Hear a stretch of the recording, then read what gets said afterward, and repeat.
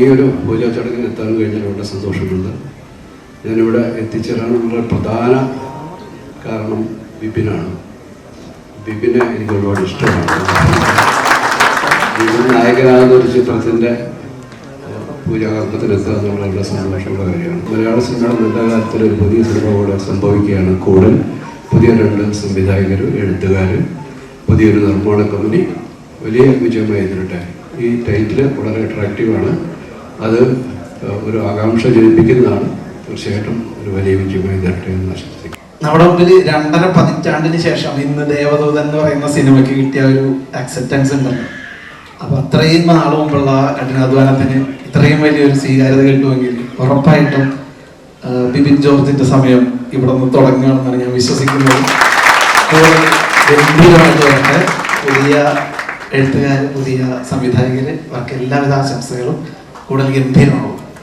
തീർച്ചയായിട്ടും ബിപിൻ പ്രാർത്ഥിക്കുന്നതെല്ലാം ഫലിക്കുന്നുണ്ട്. കാരണം ഇന്നത്തെ ദിവസം ഈ ചിങ്ങ 1-ാം തീയതി ശരിക്കും സൗദിയിൽ ഞങ്ങളുടെ ദേപുട്ടിന്റെ ഉദ്ഘാടനമായിരുന്നു.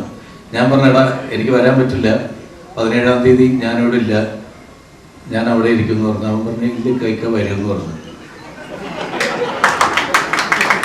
ആ ഉദ്ഘാടനം 29-ാം തീയതിക്ക് നീങ്ങിപ്പോയി.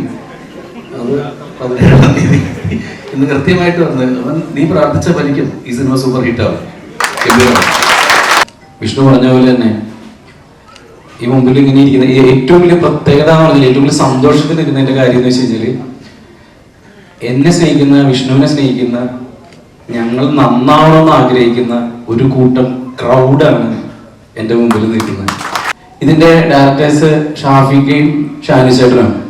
ഷാനി ചേട്ടൻ എന്നോട് വേറൊരു കഥ പറയാനാണ് ആക്ച്വലി വന്നത്. ഞങ്ങളത് മൂവ് ചെയ്യുകയും ചെയ്തതാണ്.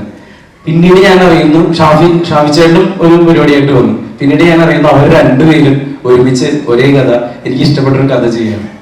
അപ്പോൾ ഈ സിനിമ എന്തായാലും നല്ലൊരു പ്രൊജക്റ്റ് ആകുമെന്നും എന്നെ സംരക്ഷിച്ച് കൂടെ നിർത്തിയ, എന്നെ ഈ വേദിയിലേക്ക് പിടിച്ചു നിർത്തിയ ഒരുപറ്റം ആളുകളുടെ മുമ്പിൽ നിന്നുകൊണ്ട് ഈ സിനിമ നിങ്ങൾക്കായിട്ട് ഞാൻ സമർപ്പിക്കുകയാണ്.